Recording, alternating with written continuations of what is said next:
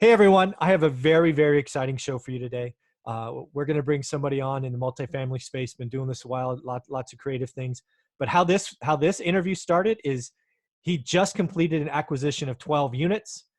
He acquired it at a tremendous price. He secured seller slash owner financing, and he has worked it out so he has his partners cut in on the deal. But before we get into the deal, let's meet our guest, Joshua Stack. How you doing, sir?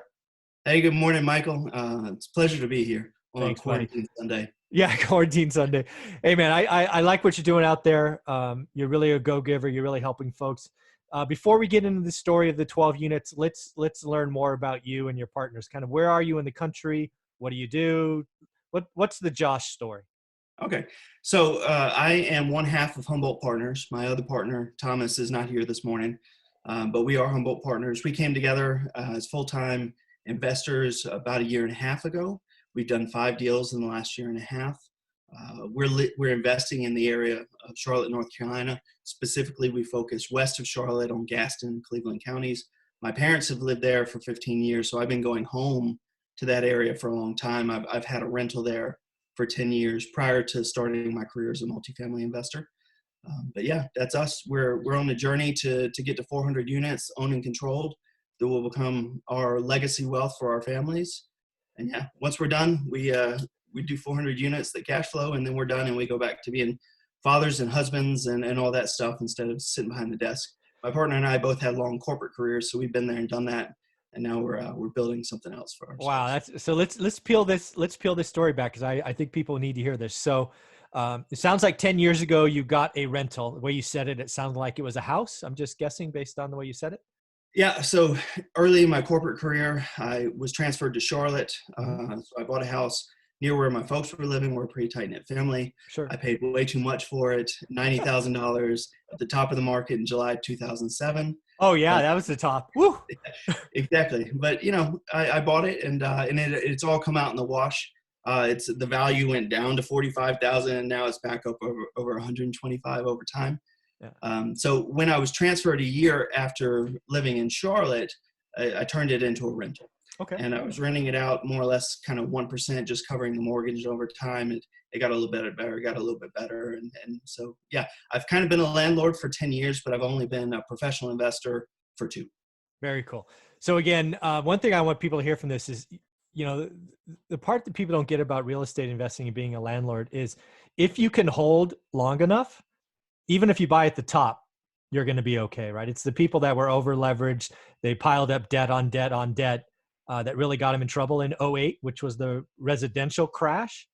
And frankly, the principle still applies, except today the answer is too many people, as you know, are doing that in the multifamily space, right? They're all following the Grant Cardone, bigger is better and nonsense, and frankly, overpaying. And we are going to see a ton of pain in that area. But before we get to today, let's talk about how you transitioned 2 years ago. You joined a mastermind, or how does somebody go from being a landlord of a single house 10 years ago to saying, you know what, I want 400 units. Do you find a partner first? Is that what happened, or how does that story come together? Because it's a great story. Well, really, it's more of a story of corporate restructurings. So Ah, okay. I worked with my family and I, my wife and my kids. We were living in Denmark, in Copenhagen. Mm, She and I both had long careers at Maersk. I was in one of the oil services businesses, and in 14, 15, oil price really changed. We hmm. went through several management reorganizations in the company. Eventually, the restructuring just caught up with me, Hmm. and I was let go. And I spent a summer sort of trying to figure out what we were going to do with life. Yeah. If we were going to move back to the States, move somewhere else in the world, et cetera, et cetera. Came across Rich Dad, Poor Dad. I Mm, read that book and I thought, this is it. This is it. I have some capital to deploy. I've owned my rental house for darn near a decade now. I know how to do this. And in fact, I had some ideas of doing it back in 11, 12, 10, yeah. 11, 12. Yeah. And that's a short aside. But then I was like, okay, now this is what I can do. This is how I can build some wealth for my family. This is how I can secure our future and never be at the mercy of a corporate master or a restructuring or a new manager again. I think that's a great story, right? Obviously that doesn't feel good. That's scary. Losing that paycheck and health insurance and all of that can be threatening, right? It sounds like you had two little ones, or at least one little one at the time. And but still it inspired you to think bigger. Rich Dad Poor Dad was, life-changing for me as well. You know, God, it's been 20 years, 15 years, whatever it was. Okay. So you have this moment, you have some capital. Sounds like you're still by yourself, right? Yeah, You haven't found your partner just yet. exactly. So this was mid to late 17, where I Okay. was transitioning out of the corporate world. And I said, okay, I sat down with my wife and I, was no longer working. So I was just digesting podcasts and reading books and like going into the master's program of real estate. Yeah. And we set a goal for ourselves. She was very supportive. We said, okay, in the first year, we're going to buy 10 houses. So I started buying houses, and I bought 6 houses in the first half of 2018. Okay. And I woke up kind of in the middle of 2018. I was like, okay, this is great. Like I see the path here. I proved the concept to myself. I can do this, but this is not going to get me where I need to go, right? I've got to replace income. I've got to be able to support family, maintain the standard of living that we want to have, which isn't high, but Yeah, want a it's comfortable something. life. Yep. Exactly. So I said, now I've got to transition to multifamily, and sitting over in Denmark, it was like, oh shoot, man, there's not an MLS for multifamily. How am I going to do this? Okay. So I spent a few months sort of trying to figure out how I'm going to do multifamily from Denmark. And, my wife suggested to me, she's like, people are doing these letter writing campaigns. I hear about this stuff on the podcast all the time. Why don't you do a letter campaign? Wow. Okay. So I decided to do a letter campaign. So my wife's a bit of an Excel wizard. So we went in, we downloaded the GIS, the full GIS data out of the 2 counties we were targeting. She was able to pivot table and filter and all that kind of stuff. And we were able to filter it down to the multifamily properties. Then I spent 2 solid weeks, full-time, 2 solid weeks, Google mapping every single address that I had in the Excel spreadsheet to say yes, no type thing. Yeah. Narrowed it down to 200 properties, sent out a letter campaign. And within the first days, had a couple calls, and one of them that I knew was going to turn into a deal. So I started going through the process with the deal. At the same time, I had been communicating with the gentleman who would become my partner over Bigger Pockets. Got a 10 unit that a gentleman had owned. He was in his 80s. He had owned it since the 70s. It's sort of a rubber band and duct tape situation. He hadn't done much maintenance. So if we could get it for the right price, there were going to be great bones. We could do the value add, and then bump rents $300 or whatever. Wow. So when that project really started coming to fruition, I talked to my partner and said, hey, you want to do this with me? We both want to do multifamily. We did that project. We proved the concept, and we said, okay, we're going to work together until we're no longer working together. And we did our strategy sessions and set a goal of 400 units. So now we're almost a quarter of the way there. So I just want to make sure I got this story right. So first off, goal of 10 houses, you get to 6, you have this aha moment. So you're still in Denmark. Are those 6 houses in Denmark, or were you buying in the States? No, buying in the States. Okay. Always going to buy in the States. Got it. So these are in Gaston, Cleveland counties, west of Charlotte, this area that I've been going home to for 15 years. So I know it pretty well, and I'm comfortable. I understand the market, as you're always talking about. You got to know your market. And I understood that. Learn your market, learn your market, learn your market. Yeah. There's no magic in real estate. It's just learn your market. I wish people would get that. Now learning your market takes time and commitment, i.e. 2 weeks, Google mapping all the addresses to get to a short list. That's exactly what I teach and talk about. People, they want to act like it's rocket science. It's not. It's math, right? It's not even algebra. It's addition, right? Yeah. Just do the work. So I love that. All right. So let's talk about the first deal. So do you remember the details? We can use round numbers, right? So you found the guy, motivated seller, duct tape, value add.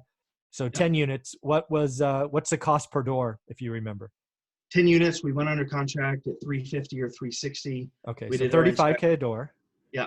Okay. We went under inspection, realized it was in far worse shape. Duct tape and bubble gum. Yep. Exactly. We thought we were maybe going to put $100,000 into it.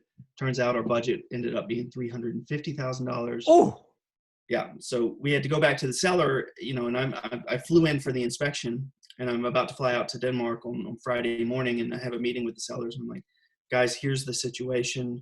Yeah. There's $100,000 of work that was never anticipated. Yeah. That if we don't do it, you got to do it because your building's falling into disrepair. Right. I mean, we had a roofer on the roof, and he says, well, it's really spongy up here. And, he's sort of bouncing around on the roof, and he's only a 120-pound guy. So the roof had to be done, all the HVACs, major issues. We ended up touching everything on the entire project. So we were able to get a concession. So we ended up at a purchase price of $265. All right. Okay. So $265. Was it just bank financing, or did he finance it as well for that first deal? No, he was not interested in doing the Okay. financing, so we ended up going with community banks, and we've in the future we've always worked with community banks up until this very most recent deal. Right. So community banks meaning local to your two areas, correct? Exactly, Okay. local banks that have less than 10 branches. You know, these guys are deeply embedded in the counties, and Yeah. they're not banking elsewhere. Yeah. I think that's a lesson for folks. A lot of folks are asking me these days, hey, how can, who can help me get, the biggest question I get is, hey, I want to buy a house that's under 50 grand, right? You're not going to get a loan from a big bank. But if you go to a community bank, i.e. less than 10 branches, kind of those zip codes, right? That area, you have a chance because they're going to portfolio the loan. They have they can write their own rules when it's their money. So nice work.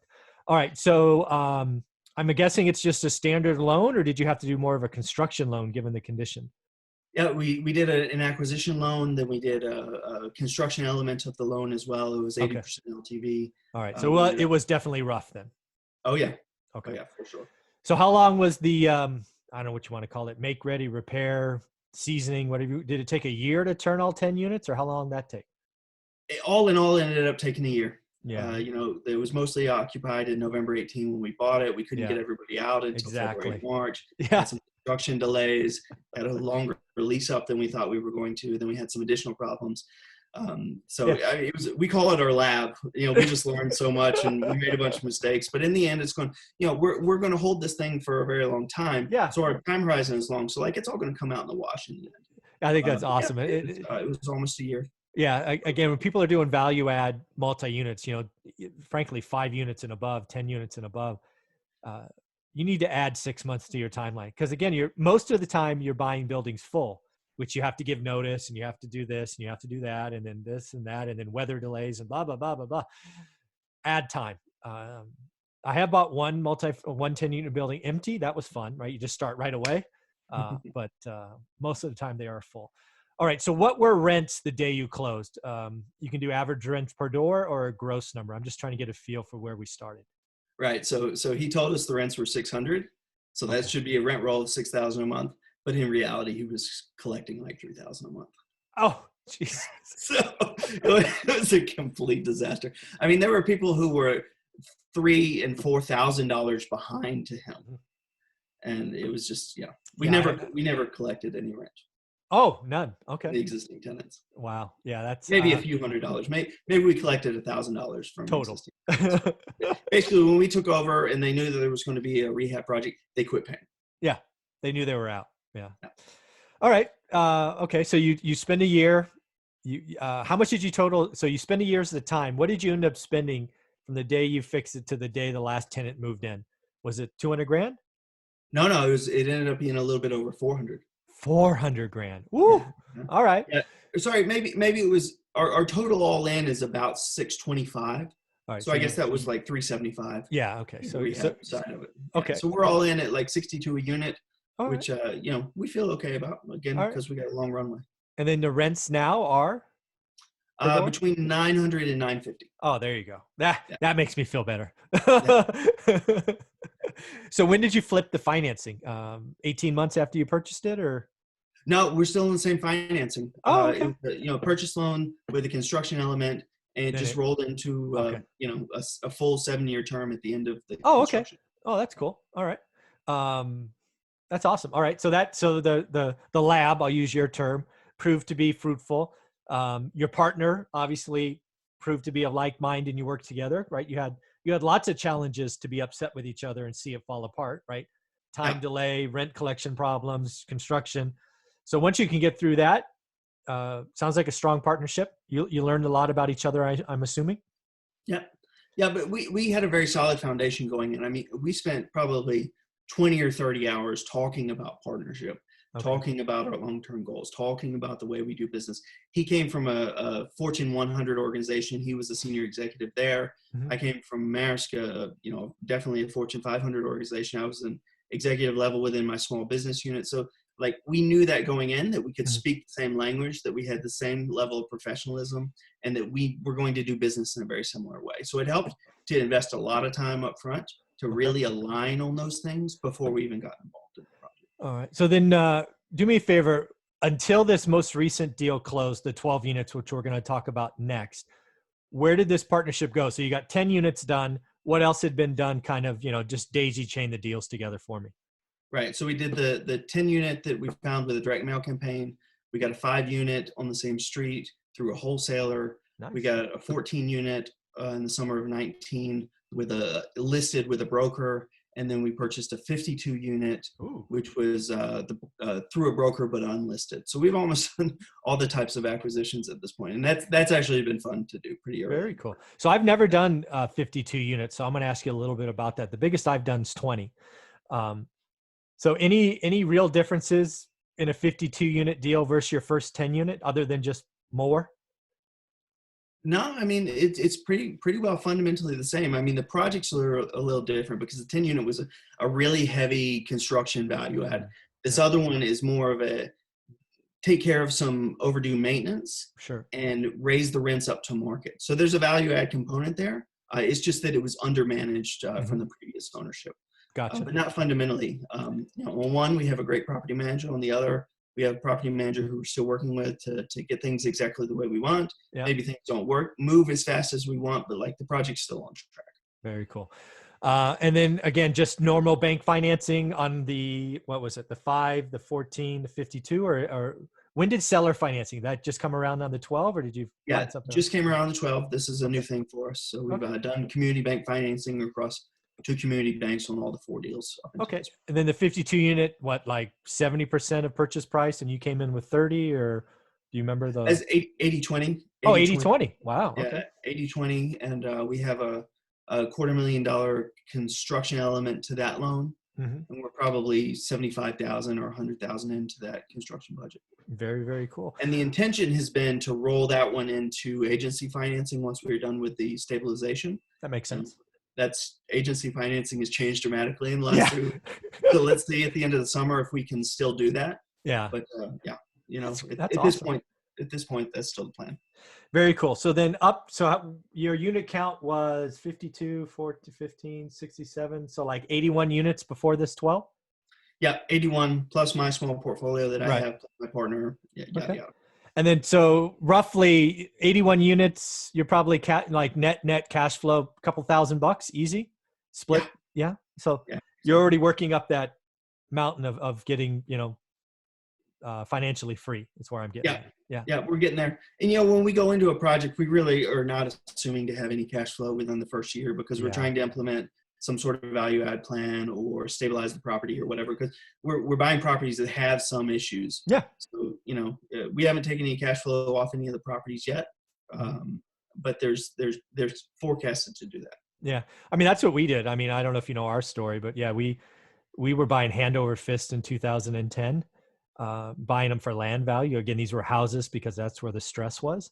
But yeah, we saw no cash flow. I mean, like we had no cash flow hit our personal accounts for 4 years probably, because we just kept buying the next project, right? Oh my God, there goes another 10 grand, another 15 grand. It's just, pretty crazy. All right. So let's talk about this 12 unit deal. Let's start with how you found it. Okay. So my partner and I, we've run into some bandwidth issues over the last 6 or 8 months, and we just didn't have the bandwidth to do the underwriting as we really increased our deal flow and increased the scope of deals that we were looking at. We've been underwriting things as large as 300 units in the Charlotte metro area in the last 8 months, and we just didn't have the time to do all the research. He's got 4 kids. He's running the house while his wife is still working a corporate job. I've got 2 kids. So, we want to spend our energy on our families and not just like nose to the grindstone all the time. Awesome. So we brought in a young fella who's at the very beginning of his investing career. He grew up, born and raised in Pennsylvania, kind of moved on a whim or on a lark, seeking his fortune to the Charlotte area. We were able to connect with him through the Jake and Gino community, which is a community that I'm involved in. And he started doing underwriting for us on an hourly basis, as well as boots on the ground when we weren't actually in Charlotte.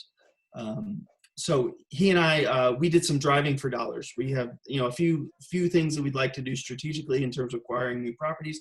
We spent a day driving for dollars in Gaston County, which is the primary area that we invest in. We ended up going by this one property that I had seen before. I'd definitely seen on Google Maps, but hadn't had a chance to ride by it. and the owner, the mom and pop sign, owner's phone number directly on the sign. And I said, Eric, man, this is going to be your property. This is going to be it. Because you can just tell a mom and pop property, especially a really small one, 10 to 15 units, when you roll up, right? Yeah. There's just certain telltale signs, how the dumpster is arranged, how much trash is on the side of the dumpster, what the landscaping looks like, right? Just you kind of know what you're getting into when you For see sure. those. Yeah. So he ended up calling the lady and getting in touch with her, and then the rest is history. Very cool. Again, driving for dollars works. You found a way to add bandwidth. Sounds like hourly wage initially, but you also probably will cut them in on deals, I'm guessing. Yeah, so it started off as an hourly arrangement, right? You got to give somebody a test period, you got to get to know them, et cetera, et cetera. But he's also a young, ambitious guy. He's straight out of college. He moved to Charlotte. He wants to, like, multifamily is the thing that he's going to do, and he's got plenty of time, and he's got a little bit of underwriting skill, but he doesn't have any money, and he doesn't really have any experience to lean back on. So, Thomas and I are the guys. We got a little bit of money. We've got a couple of years of experience now. We've got our corporate experience we can leverage, and Eric's got the time and the willingness to do it.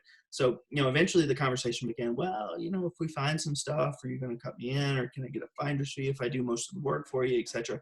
And, the agreement that we came to him with is like, look, there's some work that you're doing just for us, and that's going to be hourly type work. But if you're going to do some other stuff, some driving for dollars or some cold calling, then look, if we ended up going somewhere, of course we'll cut you in. It's not going to be a huge cut, but it's a way to get started, right? That's awesome. Very cool. Okay, so you find this deal, mom and pop. Eric gets an appointment probably, and I'm guessing you go see them. You go see the property, or when did you actually start talking numbers? Yeah, so he was able to contact the lady. Unfortunately, Pop is no longer with her, but Mom was still running the property, and that ended up kind of being part of the story of this property. But he met her on site. They weren't able to get in any units, but they were able to work the exterior, and we made her a couple proposals on what we could pay for the property, et cetera. And she was definitely interested and ready to sell. And then it turns out that one of the things that we were able to leverage and we were able to really connect with her on is she lived down the street from my parents. Pure coincidence. We didn't know that until he got in touch with her, and we did a background check on her so we could know what the situation was. She lives down the street from my folks, and so we were able to build rapport directly on that. So we ended up agreeing a price. It was probably a little bit higher than we wanted, but we knew that we could still make it work. And then we got a contract signed. This was late in January, so the world hadn't really started to change yet. Although if you were reading the tea leaves, you knew that something was coming. Yeah, exactly. So we got under contract, and then we moved into due diligence. Okay. And we finally were able to get into the units, and it was not in the condition that she led us to believe it was in. Right. I mean, the interior of the units are pretty rough. It's analogous to this first project that we've done. Yeah. It's on it's the city line traces just around the parcel, so it's technically an unincorporated county. It's on a private well. It's across the 12 units. It's got 6 septic tanks. So like it's a pretty hairy deal. We figure all this out. We started out with a rehab budget that we thought was going to be about 150, and again magically it bloomed to 350. so here we are. Like it's kind of a replay of the previous one. So Eric and I, we were there at the due diligence day. We got in 8 or 9 of the units. We were able to really assess what the quality was. We got a couple of the GCs that we were work with to come by and give us quotes, and suddenly, the numbers just weren't looking right anymore. Yeah. So, we felt a little bit bad about it, but we had to go back and we had to retrade. Now, like, we try not to make this a habit, but when you go in sort of on a certain set of assumptions, and we elaborated those assumptions to it, right? We said, like, this is what we're expecting to find. This is why we can agree to this pricing. Yep. It turns out the situation is different. You've just got to go and close that gap somehow. Yep. So we were able to negotiate the purchase price from $360 to $250. Okay. So we felt pretty good about that. The rents now are $430 plus minus, but none of those tenants are going to be able to stay after we do our rehab project. And once we rehab the units and make them sort of nice, B minus quality again, like they were when they were new. The rents are going to be somewhere around 650, something like that. Okay. And then when did you bring up the idea of seller financing? Right from the get-go at 360, or was that, hey, no bank will loan on this, I can't even get a construction loan, you've got a seller financing? When does that conversation come in? Well, we initially proposed it as a menu of options when we were initially, we like to give a menu of options. Like Yep. if we can do seller finance, we can do this. If you want a bank loan, we can do this, et cetera, et cetera. Okay. So we proposed that initially, and it was rebuffed and not interested. And throughout the process, we're talking to our bankers. So we know they've seen us do these projects before. Mm-hmm. They know that we can complete this project. So we have the financing lined up. Okay. Right. We've got the term sheets. We're ready to go with the financing.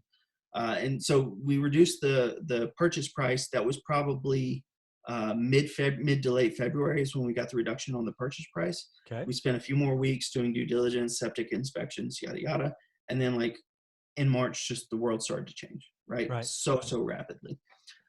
So mid-March, we kind of looked at each other, and we're still in our due diligence window, so we can cancel and get all our money back. And all told, we're going to be in at like 500, 550, something like that. That is going to be the post rehab all in cost. And Thomas and I, we just looked at each other virtually over the phone and say, like, should we be committing 100 to 150,000 in capital to this project right now? We don't know what's coming down the pike, right? Right. And the clouds are pretty dark out there. We don't know what's going to happen with our 81 other units. We need to be well capitalized, A, to take care of our families, but B, to make sure that something doesn't go truly sideways with our other properties. And so on a Friday afternoon, probably 3 weeks back, we decided to cancel the contract.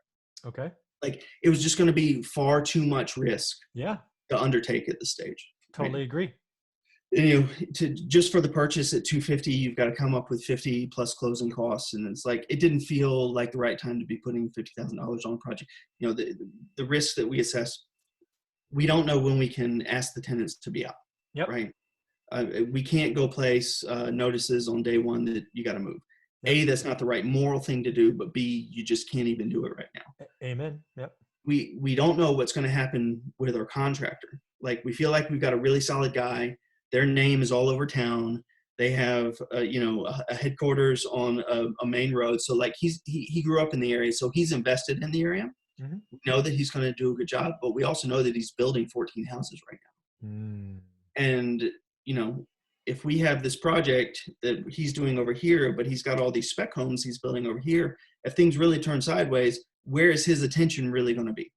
Right. And you don't want to get stuck, once you get everybody out and you start the construction, then you're pregnant. Yeah, exactly. Right? Yeah. You can't get unpregnant and you've already got the GC as your baby daddy. Yeah, exactly. Yeah. You don't want to pay twice either, right? Yeah. Exactly. And we've learned some contractor lessons from our first project. And like, even though we totally have faith in them and trust in them, it's still a very risky proposition to even sort of be counting on being able to do that project, probably for the rest of the year. Now let's see what happens in the fall. Maybe things are calm and we can start a construction project, but it's just an unknown. See. Yeah, exactly. So those big unknowns, plus the unknown of what's going to happen more broadly. Yep.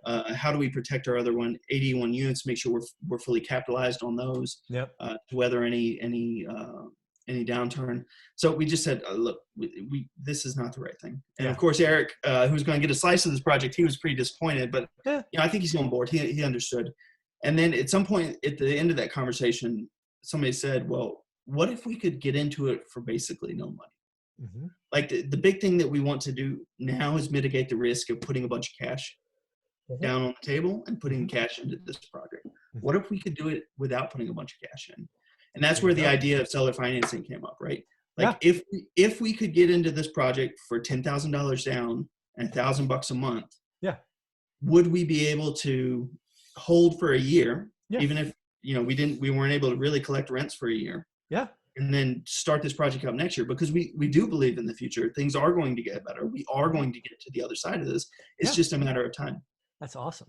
Yeah. So we wrote her another letter. Whenever we communicate these kind of complex things, we always like to write letters. Okay. Right. And deliver that to our sellers. If we're trying to retrade them, or we're having to ask them of something that wasn't in the original deal, we write a letter to say, like, here's the situation. here's our logic or the constraints or whatever we're dealing with, and this is what we need. And, if you can't agree, we understand, we'll walk away friends. Mm-hmm. Right. So we always want to like leave it on as good a terms as we can, because it really doesn't feel good morally and ethically to sometimes go back and do this, even though it's a business necessity. Yeah, just So real quick, just real quick on that. So I love the idea of writing the letter, but is that the only form of communication, or do you go see her, tell her, but also leave the letter so she can reference back? I just want to make sure I get that. Yeah, we always go and then have a meeting. Got it. Okay. And then the letter, we elaborate the stuff in the letter, we talk through it in whatever way we need to talk through it, and then we leave the letter. Yes. Like, here, review this, think about it over the weekend, and then decide what you want to do, right? I like that. You're really giving, we always want to try and give our sellers choices as to which way they want to go, rather than say, like, it's this, take it or leave it. I think that's a great way to run a business. Helps the seller feel good, helps you feel good. And these are complex topics, and you want to give her some time to think about it, right? You don't want to force a decision out of emotion. That's not a good idea. So that's very cool. All right. Yeah. So, and unfortunately, we didn't get to deliver this last letter in person with a meeting, right? Because she's elderly. Yeah. She's in very good health. She's very spry, but we don't want to go near her. So we had a phone call with her. Okay. Then we delivered the letter to her house. Awesome. All right. So she reads it. How long does it take her to call you back and go, you know what? I get it. It's probably best I take owner financing, because she doesn't want to deal with this in her age. Yeah. I'm sure. So here's another element to the story that I haven't quite gotten involved with yet. Okay. She's got a son. Uh-huh. And the son is, involved with his mom, helps support her, et cetera, sure. In terms of these decisions.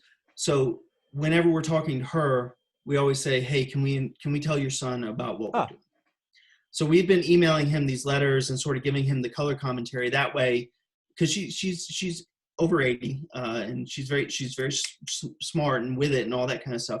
We also want to make sure that the family is involved in this situation.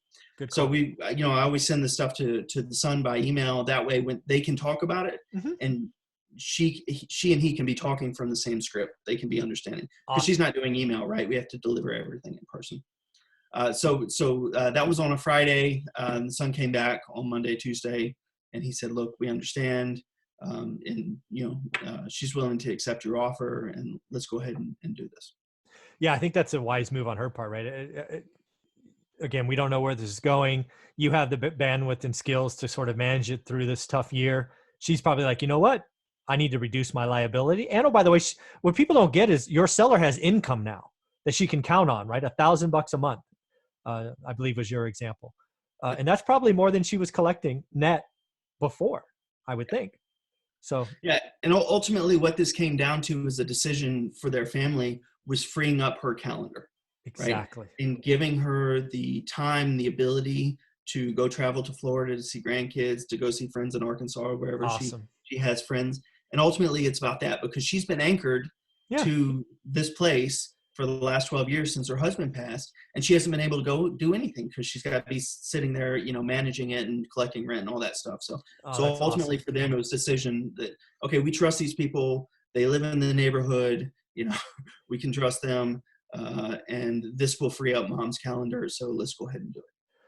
Awesome. Talk about, that's the key. And these are the kind of deals that I'm going to be only doing the next year, or owner finance deals, where I can create win-win situations. Because again, I want to add more units this year than I have since 2010. And it's all going to be seller financing, just like this deal, because again, she's had it for so long, she has no depreciation. If she sold it, she'd get whacked with taxes. This way she keeps income at this time of need. It really is a win-win for everybody. So I want to congratulate you for getting this done. So do you actually own it? Is the deal closed? Well, so we signed all the paperwork on Friday, and we ended up sending a mobile notary to her house. Ah, yes. So she didn't have to go to the closing attorney. And I think the closing attorney got the paperwork too late on Friday to record, so they record Monday morning. I have a deal recording Monday as well. So that's very, very cool. So thank you for that. That's a great story. Since I still have you, what do you envision for the rest of the year, right? You've now got, 93 units as of Monday? So for the rest of the year, for us, it's really about just holding steady. Yeah. We've done 5 acquisitions in the last year and a half. We've got this project pending. Yeah. So we're ready to go on that whenever the things turn and we get to the other side of it. Mhm. And we're going to keep searching the market. We're going to stay in touch with the brokers. We're ramping up our cold calling. We've got somebody who's doing even more cold calling for us than Eric was doing. We're going to keep underwriting deals. But I think, if we don't buy anything for the rest of the year, we'll be satisfied. Yeah. So as things come by opportunistically, we're happy to look at them. We're going to underwrite them. We're ready to buy, but there's no compulsion to buy. Yeah, I think that for the is rest of 2020. that is such a wonderful place to be in. And I think that's what's going to get a lot of people in trouble. A lot of people in this business, bigger than you and I, we're having people throw money at them. And when you have money thrown at you and you get paid for acquisitions, you do acquisitions. And unfortunately, you do what's going to prove to be horrible or bad deals. So I guess on that standpoint, again, you're investing your capital with your partner. How has your underwriting changed now that we've had? I loved your dark clouds, right? Dark clouds came around in March. What has changed in your underwriting, your deal flow as you go forward, right? What is it going to make you take? How's a yes answer happen in June or July, for example? Right. So let's just rewind 2 months. Okay. Like 2.5 months ago, when we were underwriting in the old way, Yep. the market is in a certain position that it's in. Yep. Of course, we're trying to seek out undervalued deals where there's some element of distress or some element of motivation. But the reality is, the deals that you do see they were heavily marketed, right? Yeah. And so then there's going to be a lot of money thrown at those. So we were underwriting with some rent bumps. We were underwriting with some value add. We were underwriting with holding steady on vacancy. So that's the only thing you could do to be competitive in the market trying to acquire a larger multifamily. Mm-hmm. Now, that's changed completely for us. So now what we're doing now is we're not underwriting any rent bumps, at least for the first 2 or 3 years, right? Okay. So completely flat rents. Even if they're already under market, we're not going to underwrite any rent raises. Nice. There's a big question. Are you even going to be able to do that? Is the market going to accept any of that rent bump, or are we going to see deflation in rents, right? Mm-hmm.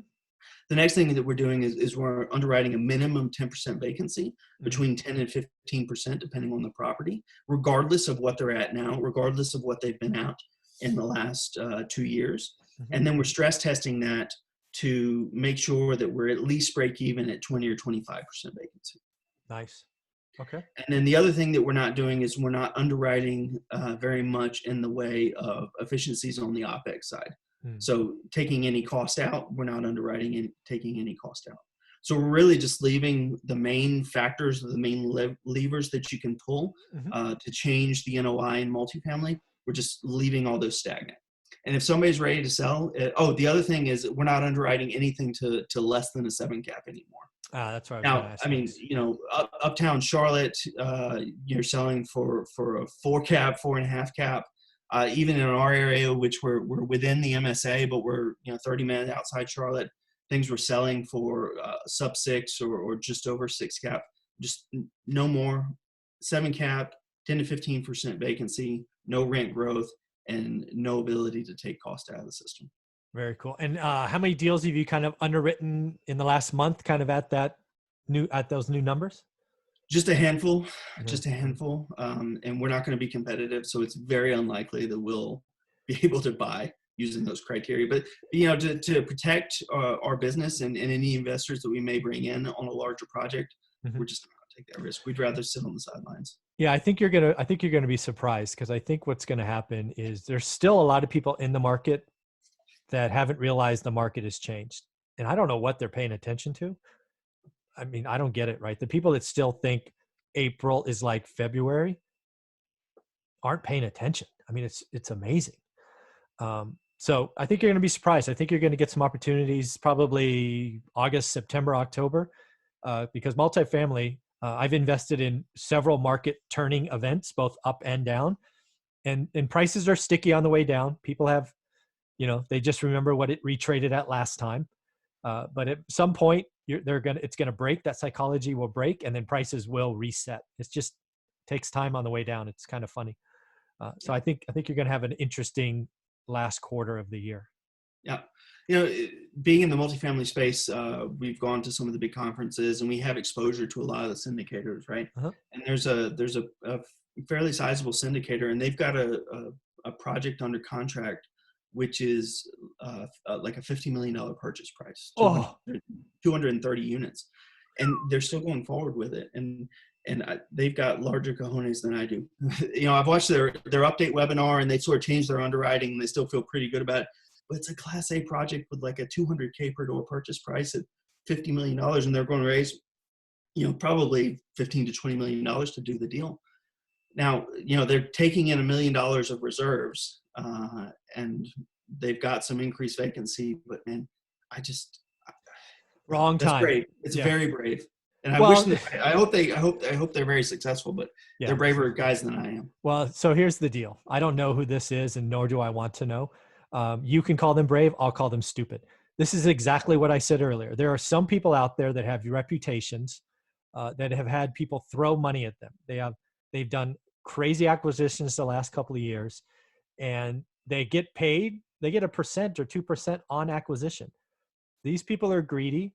They have large overhead that they have to pay for. They probably feel like they have to do this deal to fund the overhead they've created. But these limited partners on that deal, they are not going to get the preferred return. My guess is they don't get it as soon as month 4. And they're in trouble. I wouldn't touch Class A today. I wouldn't do a seller finance deal at Class A at 200K a door. Are you kidding me? I've been here before. I've seen the market melt down before, and it's not going to be pretty. I wish them luck. I hope they don't close the deal. I hope it falls apart, because they're going to hurt their limited partners, in my opinion. Yeah, I don't know. That's fine. Yeah. So as we wrap this up, Josh, how can people, follow you, get a hold, whether it's Instagram or Facebook, or how can people follow what you and your partner are doing? Because it's fun to see people, go from 0 to 91 units, or no, 93 units. So, any social media presence? We hope we've done that responsibly. We hope we're well capitalized to get to the other side. And I think we are. My partner is ex CFO, so he's on top of the numbers, and I'm confident that we are. But we are the Humboldt Partners. You can visit humboldtpartners.net. You can email me jstack@humboldtpartners.net. We have a little newsletter we send out one a month or less, or one every 6 weeks. So that's probably the best way to keep in touch with us. Very cool, Josh. Well, congratulations on this deal. It'll be official Monday, so early, or tomorrow. What is today? Sunday? Yeah, tomorrow. So that'd be very, very cool. Thank you again for doing this. I love hearing people doing deals. Love how you walked through it, right? Started at, I think, 365, ultimately went to 250, ultimately went from bank financing to seller financing, from 50K down to 10K down. It's just a great story. I like what you guys are doing there. Congratulations. Yeah. Thank you, Michael. We appreciate what you do as well. Thanks, buddy.